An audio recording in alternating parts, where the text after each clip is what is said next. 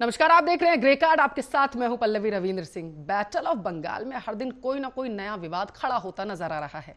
आज ममता ने केंद्र सरकार पर बंगाल को कोरोना वैक्सीन ना देने का आरोप लगाया, तो वहीं चुनाव आयोग ने ममता के सभी आरोपों को बेबुनियाद बताते हुए उन्हें ईसी पर टिप्पणी करने से बचने की सख्त हिदायत भी दे डाली है। आज की चर्चा करेंगे उसी मुद्दे पर, लेकिन उससे पहले आप ये रिपोर्ट देखिए और बंगाल का सियासी समीकरण समझिए।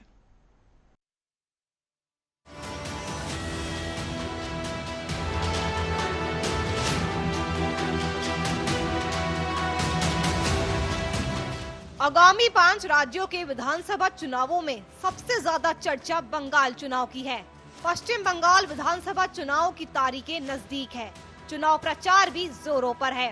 बंगाल की मुख्यमंत्री ममता बनर्जी ताबड़तोड़ रैलियां कर रही है। चुनाव को लेकर राजनीतिक दलों के बीच बयानबाजी और आरोप प्रत्यारोप का दौर भी जारी है। बंगाल का सियासी रण विवादों में घिरता हुआ नजर आ रहा है।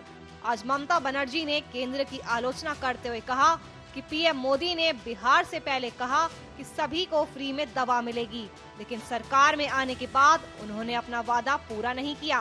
ममता ने कहा है केंद्र सरकार पश्चिम बंगाल को कोरोना वैक्सीन की सप्लाई नहीं दे रही है। खास बात तो ये है कि ममता बनर्जी का ये बयान उस वक्त आया जब दिल्ली में पीएम मोदी राज्यों के मुख्यमंत्रियों संग कोरोना संकट को लेकर चर्चा कर रहे थे। ममता बनर्जी चुनाव प्रचार के चलते ही इस बैठक में शामिल नहीं हो पाई। नंदीग्राम घटना को लेकर दीदी ने कहा कि मुझे जीवन में कई बार पीटा गया है। पहले सीपीएम मेरे साथ मारपीट करती थी और अब भाजपा ने भी ऐसा करना शुरू कर दिया है। हालांकि सीपीएम के लोग अब भाजपा के लोग हो गए हैं।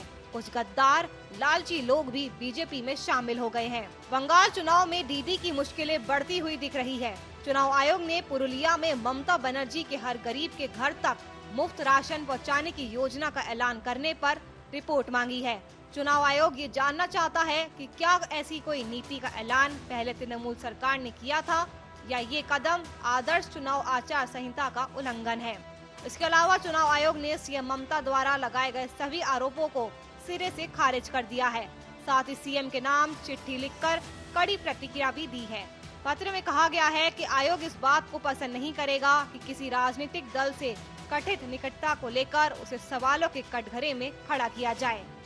बंगाल का रण लगातार हिंसा की घटनाओं के चलते भी विवादों में घिरता हुआ नजर आ रहा है। कल बीजेपी अध्यक्ष जेपी नड्डा पुरुलिया में भीमराव अंबेडकर सम्मान यात्रा को हरी झंडी दिखाने वाले थे, लेकिन उससे पहले ही बस में तोड़फोड़ कर दी गई। बीजेपी ने इस हमले का आरोप टीएमसी पर लगाया है। अब सवाल उठता है कि बंगाल में आखिरकार चुनावी हिंसा कब थमने का नाम लेगी, या यूं ही बैटल ऑफ बंगाल विवादों में घिरा रहेगा। Special desk Arya news.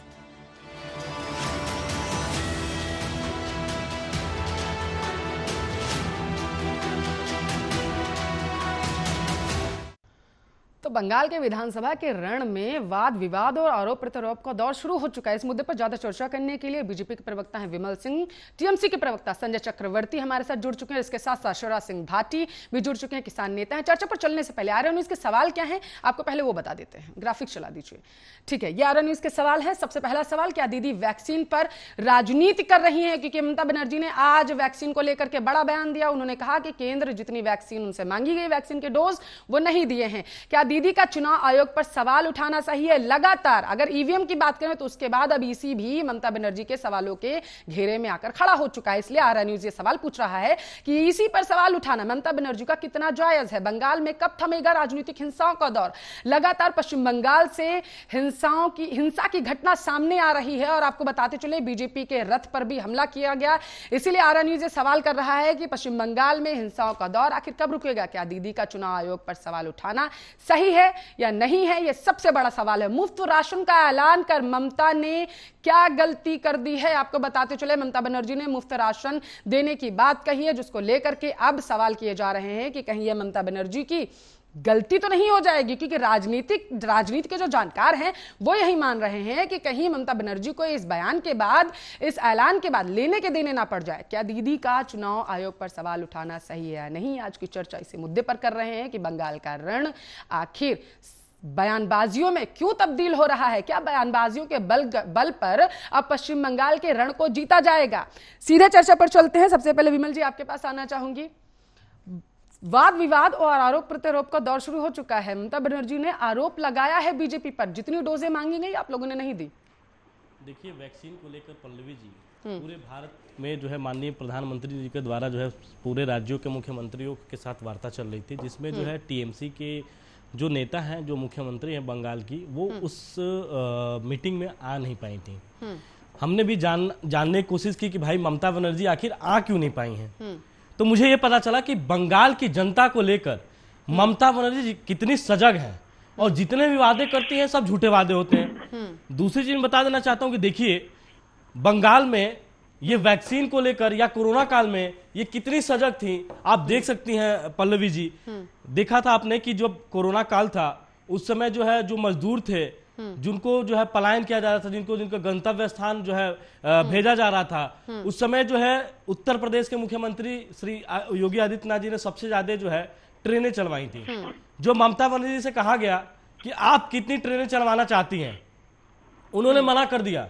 उन्होंने बोला कि हम एक भी मजदूरों को बंगाल में एंट्री नहीं करने देंगे। वही मजदूर जो बंगाल के रहने वाले हैं, जो उत्तर प्रदेश, बिहार, दिल्ली, मुंबई में जाकर जो है अपना जो है रोजी रोटी के लिए अपनी नौकरी करने जाते हैं, उन्हें मना कर दिया था। उस तरीके से लापरवाही दूसरी देखने को मिल रही है कि भाई जब प्रधानमंत्री द्वारा आपको जो है मीटिंग में बुलाया जा रहा है, सारे मुख्यमंत्री उस मीटिंग में आ रहे हैं, तो आप नहीं आ रही हैं। इसका मतलब यह है कि कितनी सजग है आप नहीं चाहती हैं कि जो है बंगाल के लोग जो है कोरोना से ठीक हो, आप नहीं चाहती हैं कि जो है बंगाल से कोरोना खत्म हो। तो इस तरीके से आप देख सकते हैं ममता। संजय चक्रवर्ती जी जवाब दीजिए। पहली बात तो आप सबको नमस्कार। बड़ी अच्छी बात का ये है कि बंगाल का कोरोना खत्म हुआ। पहले तो ये दिल्ली और मुंबई की कोरोना खत्म करे। सबसे ज्यादा कोरोना तो वहीं फैला हुआ, पंजाब में कोरोना खत्म करे, राजस्थान में खत्म करे। पश्चिम बंगाल में आपकी सरकार है संजय चक्रवर्ती दी, पश्चिम बंगाल, दिल्ली और मुंबई में भारतीय जनता पार्टी की सरकार नहीं है। सवाल उठाने से पहले ये खुद समझ ले कि जहाँ पे कोरोना सबसे ज्यादा है, पहले उसको कंट्रोल करने की कोशिश करे। बंगाल के कोरोना की अगर समस्या बहुत ज्यादा है तो चुनाव को आगे पोस्टपोन कर देना चाहिए। नहीं, ये तो ममता बनर्जी ने कहा ना संजय चक्रवर्ती जी। संजय चक्रवर्ती जी, ममता बनर्जी की तरफ से ये सवाल किया गया है ना। अब अगर बात करें मुंबई की, आप बात करें, मान रहे हैं कि वहाँ पर कोरोना सबसे ज्यादा फैल रहा है, लेकिन वहाँ पर अभी बीजेपी की सरकार नहीं है ना। अभी प्रवक्ता जी ने अभी जो बोला है, मैं फडणवीस जी नहीं है ना वहाँ के मुख्यमंत्री। सबसे बड़ा सवाल ना संजय चक्रवर्ती जी, पश्चिम बंगाल पर रही है। केंद्र सरकार की जिम्मेदारी है कोरोना पे रोकथाम करने की जिम्मेदारी, राज्यों की जिम्मेदारी नहीं है संजय चक्रवर्ती जी। ये राज्यों की जिम्मेदारी है, केंद्र सरकार की जिम्मेदारी है, तो क्या राज्यों की जिम्मेदारी नहीं बनती है? विमल जी, दो नाकाम मुख्यमंत्री हैं। विमल जी, देखिए पल्लवी जी, दो नाकाम मुख्यमंत्री हैं। एक दिल्ली का बवाल है अरविंद केजरीवाल और दूसरा जो है ममता बनर्जी जी है, जिन लोग से जो है बंगाल संभला नहीं जा रहा है। एक जो है खुद के ऊपर हमला कराता है, दूसरा भी जो है खुद के ऊपर हमला कराती है और कह देती है कि भारतीय जनता पार्टी का हमला हुआ था वो खुद पे ही कराया। दूसरा जो है अपने आप को जो है, सुन लीजिए, वो भी उन्होंने सुन लीजिए, जो दूसरा हमला होता है तो वो टीम से हमला तो उसमें तो लिखाया गया ना। आपने देखा था जब अमित शाह जी के ऊपर हमला हुआ था, उसमें वीडियो वायरल हुआ था। वीडियो में कितने सारे टीएमसी नेताओं का नाम भी आया था, टीएमसी नेताओं कार्यकर्ताओं का जो है चेहरा सामने आया था। तो मैं भी जो है आपको कहता हूं कि जो भी हमला ममता बनर्जी पे वो बीजेपी ने कराया हुआ है, आप इसको मानिए, इसको मानना पड़ेगा। देखिए मेरी बात, और ये चुनाव आयोग ने चुनाव आयोग बिल्कुल प्रूव किया। सुनिए, चुनाव आयोग ने साफ मना कर दिया, प्रूव किया हुआ है। चुनाव आयोग, देखिए आपको बताना चाहता हूं संजय जी, अधिकारियों को हटाया गया है। संजय जी आप सुन लीजिए, 2 मिनट हटाने का मतलब क्या है? सुनिए संजय जी, अधिकारियों को हटाने का मतलब क्या है? इसका सुनिए मेरी मतलब बात। देखिए, आप कभी कोई भी विधायक प्रत्याशी होता है या वर्तमान में वो विधायक होता है, अगर उस राज्य में या उस क्षेत्र में चुनाव होता है, आप देखिएगा एक कैमरामैन जो है, इलेक्शन कमीशन का एक कैमरामैन जो है उस प्रत्याशी के साथ चलता है। जब तक जहां भी जाएगा वो कैमरामैन जाएगा, जब तक वो चुनाव का जो टाइम होता है, वो चुनाव के टाइम के बाद, मतलब 11 बजे का 10-11 बजे का टाइम होता है, 10-11 बजे के बाद वो प्रत्याशी अपने घर को चला जाता है। फिर अपना इलेक्शन कमीशन का जो भी अधिकारी होते हैं, जो भी कैमरामैन होते हैं, वो चले जाते हैं। तो चुनाव आयोग जो होता है वो बहुत सतर्क होता है चुनाव को लेकर। और इस तरीके की हमला, एक मुख्यमंत्री के पीछे इतने बड़े बड़े अधिकारी चलते हैं, इसके साथ साथ वो जेट सिक्योरिटी में है, उनके पीछे जेट सिक्योरिटी है, और जेट सिक्योरिटी होने के बाद संजय चक्रवर्ती जी, ठीक है संजय चक्रवर्ती जी, आप पहले ये बता दीजिए कि प्रधानमंत्री सारे राज्यों के मुख्यमंत्रियों के साथ बैठक ले रहे थे कि किस तरीके से कोरोना का, जिस तरीके से नया स्ट्रेन आ चुका है, तो उस पर कंट्रोल किस तरीके से लगाना है और क्या क्या जनता को क्या क्या सहूलियतें मुहैया करानी है उसके बारे में चर्चा हो रही थी। लेकिन ममता बनर्जी वहां ना पहुंच के उसमें बातचीत ना करके वो रैली में ये कह रही है कि वैक्सीन नहीं दी गई, केंद्र भेदभाव कर रहा है। समस्याएं थी तो जब तक प्रधानमंत्री के सामने राज्य के मुख्यमंत्री रखेंगे नहीं तो प्रधानमंत्री को सपना आएगा। देखिए, पहली बात तो ये है कि एक हमारे इकलौती स्टार प्रचारक ममता जी हैं। ममता दीदी इकलौती स्टार प्रचारक है। बंगाल तो का चुनाव कोरोना को कंट्रोल करना, तो आप ये कहना चाहते हैं कि सिर्फ और सिर्फ राजनीतिक हथकंडे अपनाने के लिए नहीं? आपने जो कहा संजय चक्रवर्ती जी, मैं उसे समझना चाहती हूँ। पहले 24 घंटे देश की जनता ममता बनर्जी के लिए मायने नहीं रखती, पश्चिम बंगाल की जनता मायने नहीं रखती है। सिर्फ और सिर्फ चुनावी प्रचार करने के लिए वो चली गई और प्रधानमंत्री मीटिंग ले रहे थे तो वहां पर जाना जरूरी नहीं समझा, उसमें शामिल होना जरूरी नहीं समझा। ऐसा कुछ नहीं है, बिल्कुल ऐसा कोई बात शामिल नहीं हुई ना। आप बताइए क्यों नहीं शामिल हुई? आपने कहा कि स्टार प्रचारक इकलौती हैं, इस वजह से उनका प्रचार में जाना जरूरी था। तो कोरोना पर वहां पर जो बयान दे रही थी तो वो बयान वो प्रधानमंत्री के साथ जाकर के दे सकती थी ना। देखिए, पहली बात तो ये है कि कोरोना पे जो बयान दिया है वो पहले भी कह चुके हैं कि हमारा स्वास्थ्य डिपार्टमेंट पूरी तरीके से कोरोना को रोकथाम के लिए पूरी तरह लगा हुआ है। वैक्सीन की कमी है, ये बात सार्वजनिक रूप से नहीं बताई जाएगी। जब सार्वजनिक रूप से प्रधानमंत्री हर बात को कहते हैं तो हमारे मुख्यमंत्री ये बात कह रहे हैं तो क्या गलत कर रही हैं? नहीं, कोई गलत नहीं करी। मेरा सवाल देखिए, आप मेरा सवाल नहीं समझे संजय चक्रवर्ती जी। मेरा सवाल पता क्या था? मेरा सवाल ये नहीं है कि उन्होंने गलत कर दिया। आर्या न्यूज आज यही सवाल पूछ रहा है कि जब प्रधानमंत्री बैठक ले रहे थे, बेहतरीन काम ममता बनर्जी गए, उन्होंने कहा हाँ ठीक है मान लेते हैं डोज की कमी थी, उतने डोज जितने आप लोगों ने मांगे वो नहीं दिए गए। तो रैलियों में जाकर के, क्योंकि आपने कहा, मैं आपके शब्दों पर गौर कर रही हूं, आपने कहा इकलौती स्टार प्रचारक हैं, दैट्स व्हाई वो वहां पर गई और प्रधानमंत्री के साथ मीटिंग में बैठना जरूरी नहीं समझा। यानी कि बंगाल विधानसभा चुनाव के रण को जीतने के लिए वो इतना महत्वपूर्ण बन चुका है उनके लिए कि जो कोरोना का नया स्ट्रेन आ चुका है उसे ममता बनर्जी नजरअंदाज कर रही है। अगर मैं आपके शब्दों पर गौर करूं तो संजय चक्रवर्ती जी, देखिए, पहली बात तो ये है कि जितनी भी रैलीज होती है उसका बाकायदा एक शेड्यूल बन चुका होता है, ठीक है ना। चाहे वो प्रधानमंत्री का हो, चाहे नड्डा जी का हो, चाहे ममता जी का हो, चाहे अमित शाह जी का हो, सबका एक शेड्यूल बन चुका होता है। और ये अटेंडम ये 24 घंटे पहले जब ये सूचना मिली हुई है, जिसकी वजह से उस रैली को जहां पे हजारों लाखों लोग की भीड़ आने वाली है उसको रद्द नहीं किया जा सकता था। ऐसा नहीं कि वहां पे रैली को कैंसिल कर दिया गया। नंदीग्राम की रैली को कैंसिल कर दिया है आप लोगों ने अभी जो होनी थी, और आप कह रहे हैं कि 24 घंटे पहले बनता है इस वजह से कैंसिल नहीं किया जा सकता। विमल जी जवाब दीजिए। देखिए, मैं बता देना चाहता हूं, ऐसा तो था नहीं कि भाई जो मीटिंग थी वो ऑनलाइन थी, ऐसा तो था नहीं कि दिल्ली आना था उस मीटिंग के लिए। आप ऑनलाइन मीटिंग कहीं से भी कर सकते हैं। ये भी नहीं था कि हाँ आप मुख्यमंत्री आवास से करना था या मुख्यमंत्री का जो कार्यालय होता है वहां से करना था। मैं ये कहना चाहता हूं कि आप देखिए ना कितने सजग हैं ये।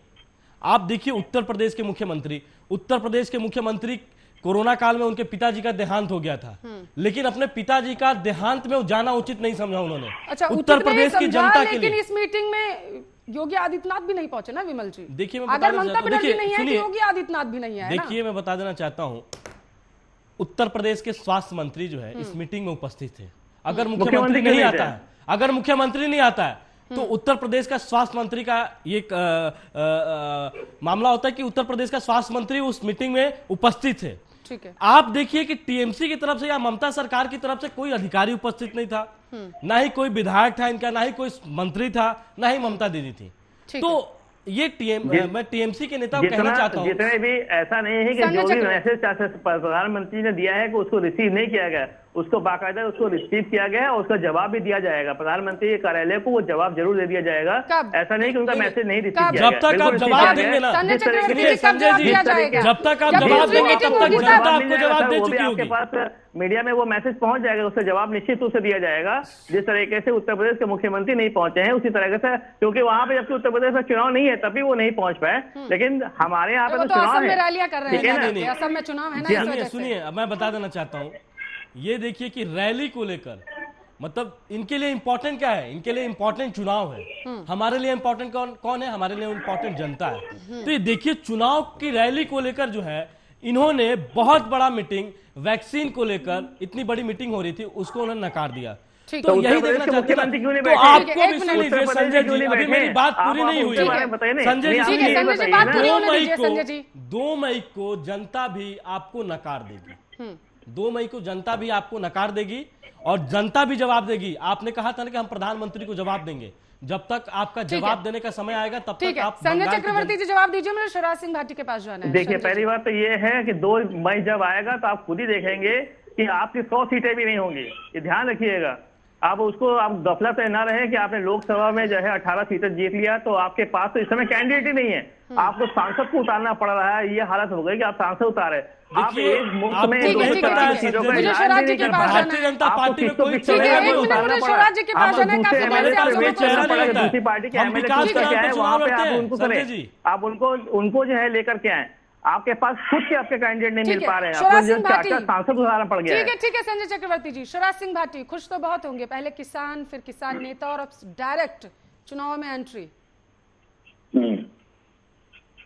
जी जवाब दीजिए। नहीं, मेरा मानना ये है, मैं आपको सुन रहा हूँ दोनों को, टीएमसी वालों को, भाजपा वालों को भी। जी।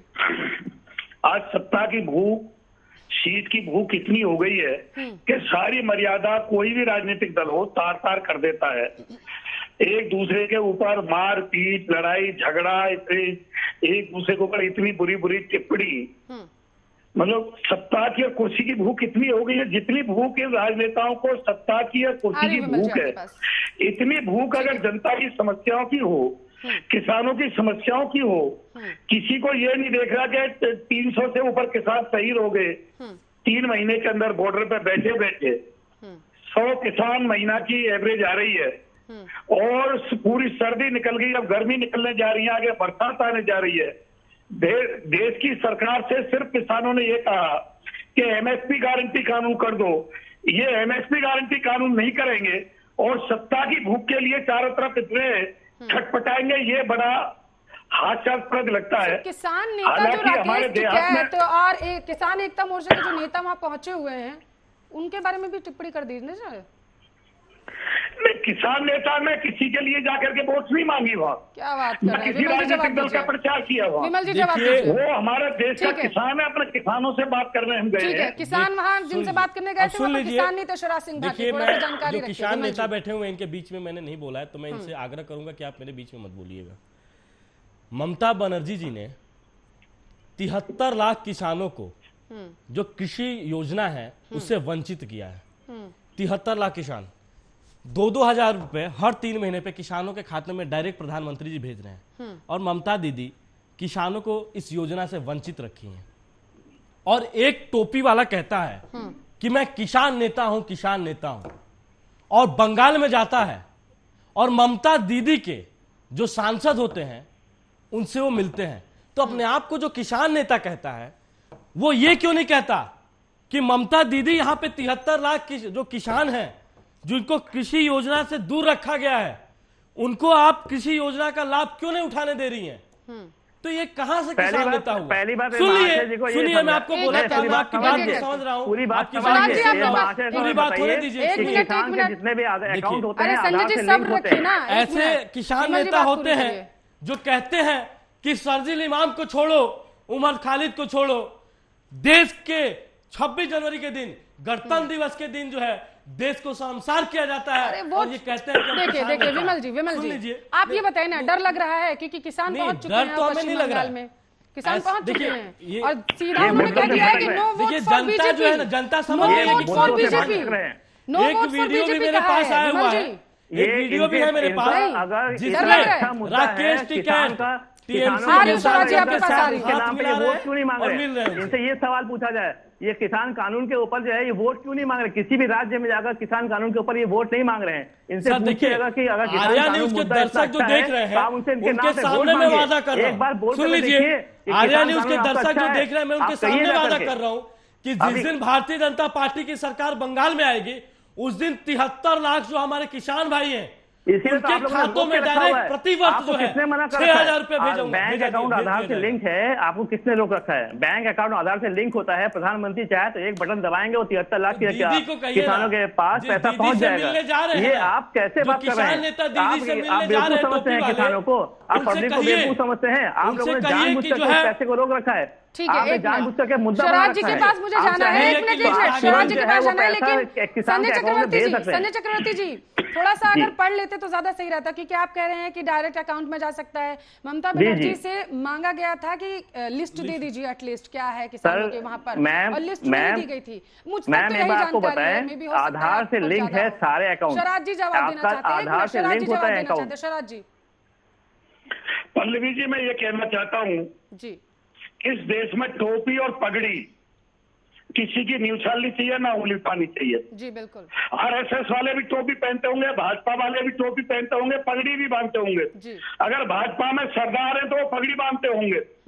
जो एक दिन मुख्यमंत्री जी ने भी लखनऊ विधानसभा में टोपियों को गाली दी थी, आज मेरे साथी ये फिर टोपी को गाली दे रहे हैं। किसी की टोपी को या पगड़ी को गाली देना हमारे भारतवर्ष का सबसे बड़ा दुर्भाग्य है।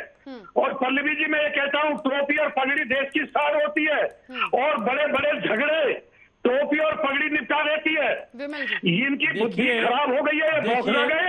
किसी की भी टोपी को पगड़ी को कोई गाली नहीं दी। ये बोला टोपी वाले किसान करके विमल जी से सवाल किया है स्वराज जी ने। विमल जी स्वराज जी, हमने किसी प्रकार का कोई गाली नहीं दिया है। हमने ये बोला कि टोपी वाले किसान है, हमने किसी बात ऐसा कुछ नहीं बोला मैंने। आप इस चीज को गलत उछाल रहे हैं, आप इस चीज को गलत उछाल रहे हैं, आप इस चीज को गलत उछाल रहे हैं। मैंने ये बोला, सुनिए सुनिए सुनिए आप पगड़ी का अपमान कर रहे हैं। सुनिए, हम ना पगड़ी का अपमान कर रहे हैं ना टोपी का अपमान कर रहे हैं। हमने ये बोला कि एक टोपी वाले किसान है जो यहाँ से जाते हैं, भाजपा वाले भी है, टोपी वाले आरएसएस वाले भी है। तो आप लोग के ही एक गुरु हैं, बुद्धिजीवी है कांग्रेस के। उन्होंने कहा था कि आरएसएस के जो लोग होते हैं ना, आरएसएस के जो स्वयं सेवक होते हैं, वो हाथ पैर पे अच्छे नहीं लगते हैं। आप उस समय क्यों नहीं बोले थे जिस समय आरएसएस के ऊपर उंगली किया गया था? कहाँ थे उस समय आप? जिस समय महिलाओं के ऊपर टिप्पणी किया गया था, कहाँ थे आप? जिस समय दिग्विजय सिंह द्वारा जो है आरएसएस के हमारे स्वयं सेवकों के साथ बदतमीजी से बात किया गया था, कहाँ थे आप? मैंने प्रधानमंत्री को पगड़ी बांधते देखा है। तुम किसी की पगड़ी या टोपी को कैसे उठा सकते हो? हम किसी के टोपी और पगड़ी को लेकर कोई हम जो है उंगली उठा नहीं रहे हैं। हमने ये कहा कि एक टोपी वाले किसान है, किसान नेता है। सुनिए, किसी भी धर्म को लेकर के किसी विवादित बयान का आरएनयू सपोर्ट नहीं करता है। और जैसा आप लोगों की बहस में मैंने सुना है, तो शराज जी यहाँ पर आपको बता दूं कि विमल जी सिर्फ इतना कह रहे थे कि जो किसान आरएनयू सपोर्ट नहीं करता, इसलिए मैंने शराज जी बात सुन लीजिए शराज जी कि किसान, क्योंकि मेरा सबसे पहला सवाल आपसे शराज जी यही था कि पहले किसान फिर किसान नेता और उसके बाद अब राजनेता। सवाल मैंने आपसे यही किया था, पहुंच गए ना। आप ये बताइए ना शराज जी, सिर्फ और सिर्फ चुनावी राज्यों को क्यों चुना गया? अगर यही है ना तो सारे राज्यों में जाइए ना जाकर के। अब जिस तरीके से ममता बनर्जी मीटिंग में ना शामिल होकर के पहुंच गई वहां पर जनता के बीच में और कहने लगी जाकर के कि डोज नहीं दी जा रही है, उसी तरीके से राकेश टिकैत कर रहे हैं और आपके किसान नेता कर रहे हैं। शराज जी, अब पल्लवी जी मेरी बात सुनो धैर्य से। धैर्य बहुत है, आप बस मुद्दे की बात करिए। पिछले साल जब लोकसभा का चुनाव हुआ, भारतीय किसान यूनियन लोकशक्ति ने भाजपा का प्रचार किया और भाजपा के लिए वोट मांगे। मैंने एक मांग करी थी उत्तर प्रदेश सरकार से, जैसे खेतों की खतौनी होती है वैसे घरों की घरौनी बनाई जाए। वो उत्तर प्रदेश सरकार ने मानी, माननीय प्रधानमंत्री ने मानी।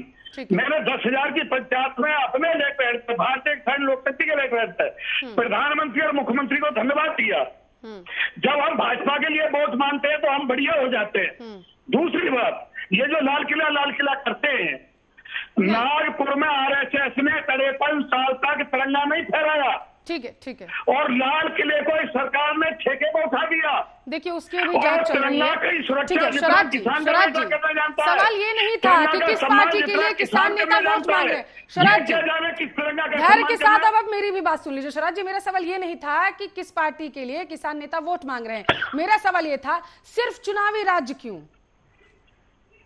मैं ये कह रहा हूं, आप ये बता रहे हैं ना जाकर के किसान नेता राकेश टिकैत ये बता रहे हैं ना जाकर के कि किसान बिल से अहित है, बीजेपी को वोट ना दिया जाए, नो वोट फॉर बीजेपी को सत्ता से बाहर निकाल दिया जाए। तो सिर्फ चुनावी राज्य क्यों? अगर है तो महापंचायतें कर रहे हैं तो जाइए ना, हर प्रदेश में करिए जाकर के, आप महापंचायतें करिए जाकर के, बताइए किसानों को जाकर के। पल्लवी जी, जब राकेश टिकैत 7 साल से राजनाथ जी की गोदी में बैठे थे, संजीव बालियान की गोदी में बैठे थे, या योगी जी का चुनाव आया, योगी जी को खुल के समर्थन किया जब राकेश टिकैत बढ़िया थे। आज राकेश टिकैत की बात 3 महीने से बॉर्डर पर नहीं सुनी जा रही है। 300 किसान शहीद हो गए, एक दिन मौन धारण भी नहीं किया इन्होंने। बात राकेश, ठीक है विमल जी जवाब दीजिए, बात राकेश टिकैत की सुनी जाए या फिर उन किसानों की जो बॉर्डर्स पर बैठे हुए हैं? देखिए पल्लवी जी, मैं आपको बता देना चाहता हूँ, शायद आपको याद होगा जिस समय ये कृषि बिल आया था सबसे पहले राकेश टिकैत ने इनका समर्थन किया था। बिल्कुल समर्थन किया था।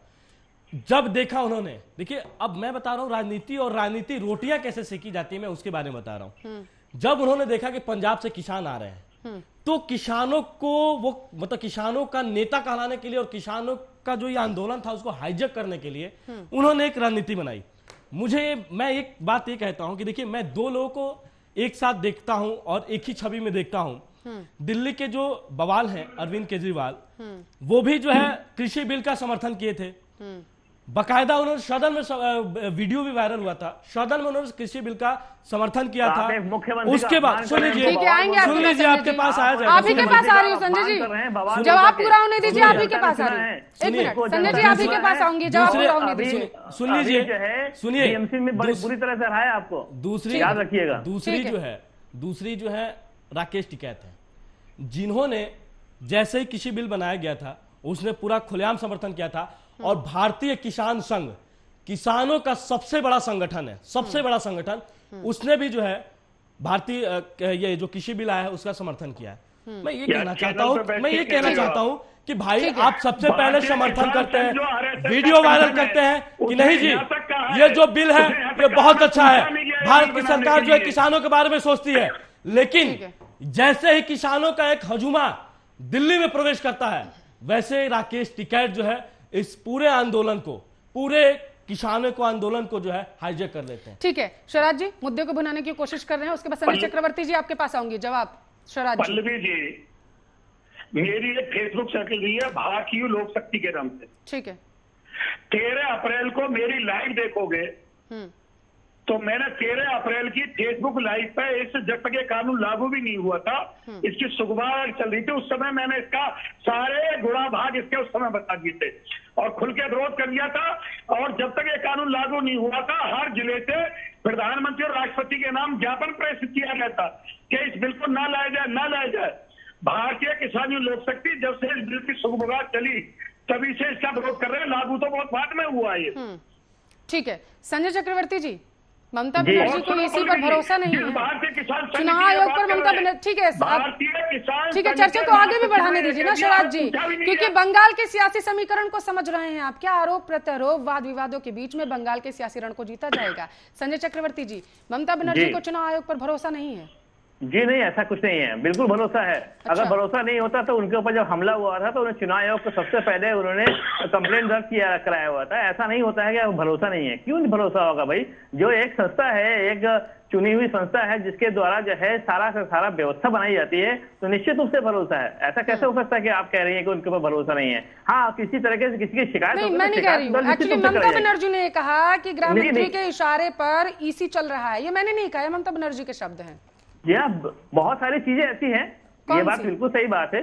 कौन सी? ये उन्होंने पट भी मेरी नहीं चलेगा ना संजय चक्रवर्ती जी। या तो बात है या तो नहीं है, बीच का रास्ता तो कोई संजय चक्रवर्ती जी होता ही नहीं है ना। बीच का रास्ता अपनाएंगे तब भी हाँ और ना में ही जाना है, तो बता दीजिए ना, है या नहीं है? अब ये कहते हैं नहीं कुछ बातें हैं, तो कौन सी बातें हैं बताइए? नहीं, बहुत सारी चीजें हैं, बताइए। ये हाई लेवल की बातें हैं, हम लोग को उतनी सारी जानकारी नहीं दी जाती है, लेकिन ये हाई लेवल की बातें हैं। निश्चित रूप से उनको किसी तरह से ऐसा लगा होगा कि ये जो चुनाव आयोग भी जो है गृह मंत्री के इशारे पे काम कर रहा है, तो उन्होंने अगर कोई इल्जाम लगाया है तो सोच समझ के लगाया होगा। कोई जिम्मेदार पद पे हैं, तो सवाल तो वही का वही रहेगा ना संजय चक्रवर्ती जी कि इलेक्शन कमीशन पे भरोसा ही नहीं, चुनाव आयोग पे भरोसा ही नहीं। मैंने सवाल तो यही किया ना, अब आप भी यही कह रहे हैं। विमल जी जवाब दीजिए, आपने भी यही कहा ना संजय चक्रवर्ती जी। विमल जी, आपसे एक मैं निवेदन करता हूं, आज 2 मई को जो है रिजल्ट आना है बंगाल का।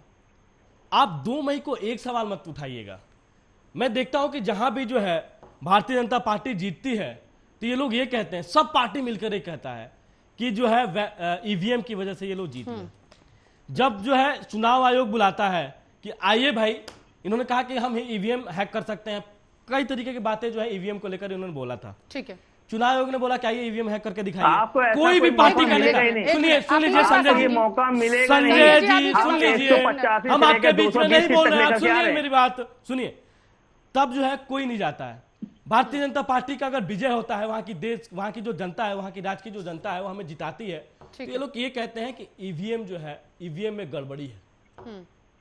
मैं इनसे ये कहना चाहता हूं, चुनाव आयोग पे ये भरोसा करते हैं और भरोसा करना चाहिए किसी भी सरकार को, क्योंकि निष्पक्ष है वो। लेकिन जो है मैं आपसे ये जानना चाहता हूं कि भाई बार बार चुनाव आयोग को क्यों टारगेट किया जाता है? वो एक स्वतंत्र प्रभार है, वो किसी पार्टी या किसी सरकार का नहीं है, वो एक स्वतंत्र प्रभार है, वो निष्पक्षता पूर्वक जो है चुनाव कराता है। संजय चक्रवर्ती जी जवाब। जी देखिए, पहली बात तो ये है कि स्वतंत्र प्रभार है, तो आपकी ऐसा कोशिश करना चाहिए कि जब चुनाव आयोग का जब सिलेक्शन हुआ जाए तो उसमें विपक्ष और सत्ता पक्ष दोनों को साथ में रख करके उनका चुनाव किया जाए, तब उसका कोई किसी तरीके से कोई सवाल उठाने का कोई प्रश्न नहीं होता है। और उसको एक स्वतंत्र संस्था बना दिया, जैसे न्यायपालिका की तरह से एक उसके ऊपर कोई सवाल नहीं उठा सकता है। और चुनाव आयोग पर कभी कभी होता है कि अगर कोई छोटी मोटी बात ऐसी हो जाती है तो आरोप प्रत्यारोप लगते रहते हैं। बाकी चुनाव आयोग अपने सवाल का अगर उनके ऊपर कोई आरोप प्रत्यारोप लगा तो वो अपना क्लियर करे ना, उसे क्लियर करना चाहिए। चुनाव आयोग आपने ने शायद क्लियर देखा कर नहीं, दिया। चुनाव आयोग ने 2 टूक में कह दिया है कि सख्त हिदायत दी है कि सारे आरोप बेबुनियाद हैं और आगे से आरोप ना लगाए जाएं। शायद पता नहीं आपको, आज ही आया है। जी संजय जी चक्रवर्ती। पता है सर, पता है, फिर जवाब जी दीजिए। हाँ पता है मैम। जब पता है कि ममता नहीं बनर्जी देखिए, को कोई 2 टूक इल्जाम में अगर सख्त मैं हिदायत दे कहता हूँ दी कि है इसी ममता ने। मैम ने, ममता दीदी ने अगर कोई इल्जाम लगाया है तो वो इल्जाम किसी चीज को लेकर के सोच समझ के लगाया होगा। तो सवाल हमने कहा ना वही तो रेस्पॉन्सिबल किस चीज को पोस्ट में लेकर है, के संजय चक्रवर्ती जी, रिस्पॉन्सिबल 8 पोस्ट में राउंड है। में अगर वोटिंग हो रही है, 8 राउंड में अगर चुनाव कराने की बात कही गई इसी की तरफ से, तो इसी गलत, क्योंकि 7 राउंड में पहले हुआ था। अब संजय चक्रवर्ती जी इतना तो आपको भी देखना पड़ेगा ना, और सारी राजनीतिक पार्टियों को समझना पड़ेगा कि इस वक्त हम कोरोना काल से जूझ रहे हैं, कोरोना काल में जूझ रहे हैं, तो सुरक्षा व्यवस्था को देखते हुए भी काफी तैयारियां कोरोना की काल गई हैं। केवल जो है केवल बंगाल में है। हाँ। 8 चरण का चुनाव केवल बंगाल में हो रहा है, तो सवाल बाकी आ किसी गया ना, राज्य में मानते हैं ना कि इसी पर नहीं, संदेह है। केवल विमल जी जवाब कभी दीजिए। कभी बंगाल में केवल देखिए अप्रत्यक्ष रूप से सवाल तो वही कि संदेह है। संजय विमल जी, बिल्कुल वही तो संजय कह रहा हूँ, जी, केवल सुन बंगाल लीजिए। में कोरोना है। ठीक है, तो संजय पहले सुनिए, क्यों कह रहे थे कि एक नहीं कहावत संदेह भी है? है विमल जी। कि चट भी आपका पट भी आपका। मैंने शुरू में इनका बयान सुना, जब आपने इलेक्शन कमीशन को लेकर पल्लवी जी आपने इनसे सवाल किया, तो इन्होंने ये कहा कि इलेक्शन कमीशन निसंदेह है, निष्पक्ष है, इलेक्शन कमीशन बहुत अच्छे से चुनाव कराता है। जब इनको पता चला कि ममता दीदी ने उंगली उठा दिया है चुनाव आयोग के ऊपर, तो बोला नहीं ममता दीदी जो कह रही है वही सत्य है। ममता दीदी तो का आप क्या अपने प्रधानमंत्री के खिलाफ आप जा सकते हैं क्या? देखिए नहीं, आपके प्रधानमंत्री जो बोलते हैं आप लोग उसी को हम ये नहीं बोलते हैं डंडोरा पीट रहते हैं। हम ये नहीं बोलते हैं कि हम ये नहीं बोलते हैं। सुनिए ना, प्रधानमंत्री ने सुनिए ना संजय जी, इस्तेमाल हम ये नहीं बोलते हैं, सुनिए, हम ये नहीं बोलते कि ना सही है सही है सही है। जब जानते कि प्रधानमंत्री का नारा गलत है गलत, हम ऐसे नहीं बात करते, हम कथित बात करते हैं, हम कथित बात करते हैं। आर्या न्यूज के दर्शक आपको देख रहे हैं, दर्शक भी हंस रहे मुख्यमंत्री पद से हटा होंगे, दर्शक भी हंस रहे होंगे कि कैसा टीएमसी का प्रवक्ता आया हुआ है जो खुद कहता है कि जो है इलेक्शन कमीशन निष्पक्ष है, इलेक्शन कमीशन जो है निसंदेह बहुत अच्छा चुनाव करा रहा है। और जब इनको पता चला, अभी तक इनको पता नहीं था कि जो है ममता बनर्जी जी ने चुनाव आयोग के ऊपर सवालिया उठाया है। जब इनको पता चला तब बोले नहीं ममता दीदी ने जो बोला वो सही है। अच्छा सही है तो ठीक है। हम ये आपसे कहना चाहते हैं कि देखिए ममता दीदी का तो मानसिक संतुलन मुझे ऐसा लग रहा है कि धीरे धीरे खोती जा रही है। ठीक है, तो पहले अपना लैंग्वेज सुधारिए। नहीं सही बता रहे हैं।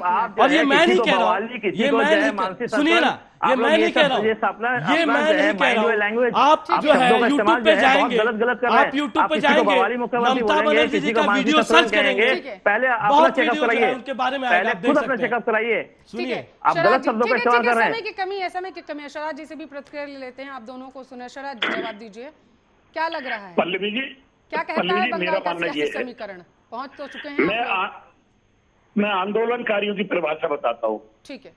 हमने उत्तर प्रदेश सरकार से जब खनन पे किसानों को ज्यादा परेशान किया जा रहा था तो भारतीय किसान यूनियन ने लेटर लिखा, उन्होंने किसानों को मिट्टी खनन पे जुर्माना हटाया।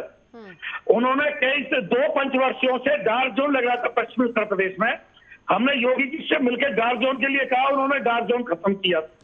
मैंने एक अस्पताल की मांग की योगी जी से, उन्होंने खुद गौतम नगर में मेरे गांव पे एक ट्रामा सेंटर, एक बहुत बड़ा सरकारी अस्पताल दिया, तो हमने इनका जिंदाबाद भी किया और धन्यवाद भी किया।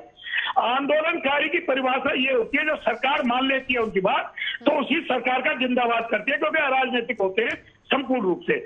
आज हमारे 300 किसान शहीद हो गए और 3 महीने से ज्यादा बॉर्डर पे बैठे हुए हो गए। चलिए ठीक है, एक बहुत समय की छोटी कमी सी है, मांग मैं है। प्रतिक्रिया आपकी तरफ से सुन लेना लो, चाहूंगी। जिस तरीके से किसान एक छोटी सी मांग है कि MSP कहीं लेने के देने MSP किसी प्रकार का कोई खतरा नहीं है। किसान है। बीजेपी को किसी प्रकार का कोई खतरा नहीं है और भारतीय जनता पार्टी को जीत जो है बंगाल की जनता दिलाएगी और बंगाल की जनता जानती है कि किस प्रकार के किसान नेता है। चलिए तो बंगाल ठीक है, बहुत बहुत शुक्रिया आप ये सभी अहंकार मेहमानों बोल का। रहा है। ठीक है ठीक है, समय की कमी है, बहुत बहुत शुक्रिया आप सभी मेहमानों का इस मुद्दे पर चर्चा करने के लिए। आरोप प्रत्यारोप का दौर शुरू हो चुका है पश्चिम बंगाल में, लेकिन देखने वाली बात यह होगी कि क्या इन वाद विवादों के जरिए ही अब इस रण को जीता जाएगा और आगामी विधानसभा चुनाव पर क्या असर पड़ता है इन प्रतिक्रियाओं का, यह भी देखने वाली बात होगी। फिलहाल के लिए ग्रे कार्ड में बस इतना ही। देश दुनिया की तमाम खबरों के लिए आप देखते रहिए आपका अपना न्यूज चैनल आर्या न्यूज।